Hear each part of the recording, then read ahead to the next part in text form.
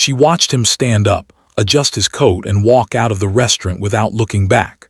The candle between them kept burning, the violinist kept playing, and the Christmas lights kept glowing as if nothing had happened. But for her, the entire room had gone dark. On a night meant for warmth and magic, she had just been rejected on a Christmas blind date. Before we go any further, if you believe in kindness and second chances, take a moment to like, comment, share, and subscribe to Ripple of Kindness. Your support helps stories like this reach hearts that truly need them. Emma had almost canceled that night. December had been heavy for her. At 32, she was tired of pretending she didn't mind the subtle pity in people's eyes when they asked why she was still single. She had built a good life, a stable job as a graphic designer, a cozy apartment with fairy lights she kept up year-round, and a heart that still believed in love despite the disappointments. When her coworker insisted on setting her up with her cousin, she had forced herself to say yes. It was Christmas Eve, after all. Miracles were supposed to happen. She wore a deep green dress that made her feel quietly confident and pinned her hair back in a soft ponytail. She even dared to hope. But hope can be fragile. Within 20 minutes of sitting across from him, she could feel his attention drifting. His eyes scanned the restaurant more than they met hers. He checked his phone twice. When she mentioned that she loved volunteering at a local shelter, he smiled politely but didn't ask a single question. Then, with a rehearsed apology about not feeling the spark, he stood up and left, leaving her with 2 untouched glasses of wine and 1,000 unspoken thoughts. Emma stared at the empty chair across from her. The laughter from other tables sounded louder now. Couples leaned into each other. Families toasted with sparkling cider. She felt small, as if the entire room had just witnessed her failure. The rejection wasn't just about one man. It was the echo of every almost relationship, every time she had tried and fallen short. She wondered if something about her simply wasn't enough. She lowered her eyes, fighting the sting of tears. She didn't want to cry here, not under the golden lights and the giant Christmas wreath hanging on the wall. She told herself she would finish her dessert, pay the bill, and leave with dignity. But her chest felt tight, and the empty seat across from her felt like proof of something she had secretly feared, that she might always be the one left behind. That was when she felt a small hand tug at the side of her chair. Emma turned, startled, and found herself looking into the bright, curious eyes of a little girl with soft curls bouncing around her face.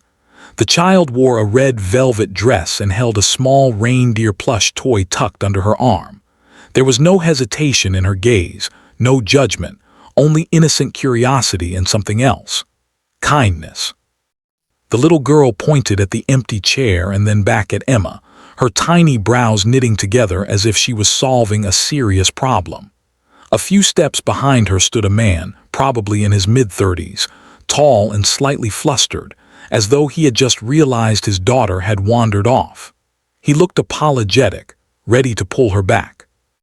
But before he could, the little girl asked softly if she could sit there, explaining in her simple, honest way that no one should sit alone on Christmas. Her voice wasn't loud, yet it cut through the noise of the restaurant and through the walls Emma had been building around her heart. For a moment, Emma couldn't speak. She felt her throat tighten again, but this time it wasn't from humiliation. It was from being seen. The father approached, his expression a mixture of embarrassment and gentle amusement. He explained that his daughter, Lily, had a habit of rescuing people she thought looked sad.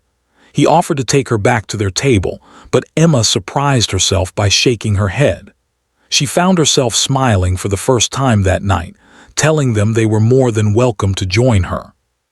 And just like that, the empty chair was no longer empty. They moved to a slightly larger table near the window.